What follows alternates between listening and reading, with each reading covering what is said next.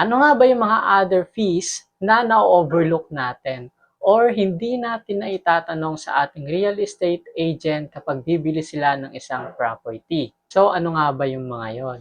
Panguna is value added tax or yung 12% additional tax sa isang property.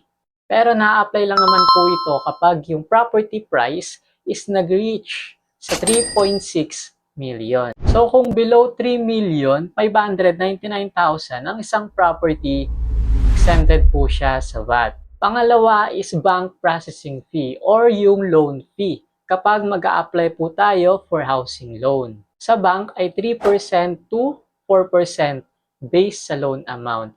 Pero sa pag-ibig, very minimal lang po yan. Pero kung cash basis naman po yung pagbili nila sa isang property, hindi na po natin kailangan nito since hindi naman tayo utang sa bank. Pangatlo ay insurance.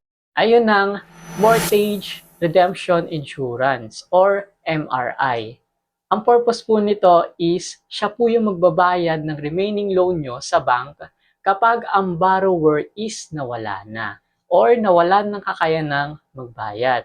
At yung isa naman is fire insurance or FI. Ito po yung nagbibigay ng financial assistance for the reconstruction or repair of the damaged property after fire. Pero kapag tapos na ang loan ninyo, no need na po ito bayaran annually.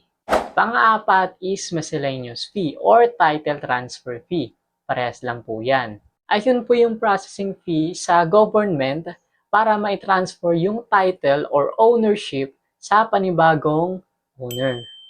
Pero take note magkaiba po yung kino-cover na tax ng developer sa private individual. Depende po yan kung saan kayo kuha. That is the CGT or capital gain tax na 6%.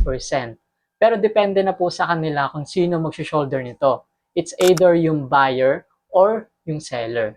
Other than that, meron din tayong documentary stamp tax na equivalent of 1.5% and other fees like registration fees and notarial fees. It takes 1% to 1.5%. So kung overall is nasa 6% to 10% po siya. Lahat po ito is based sa usapan nila kung sino po ang mag-shoulder. Number 5 is Homeowner Association dues or condo dues. In short, ang purpose ng additional fee na ito is para ma-enjoy nila yung mga features ng condo or yung subdivision.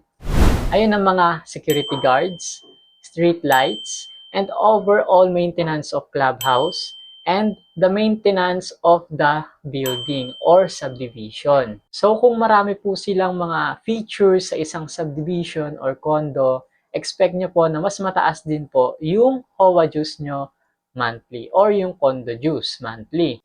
Pero magsisimula pa lang naman po yung HOA dues and condo dues once na turnover na ang isang unit sa inyo.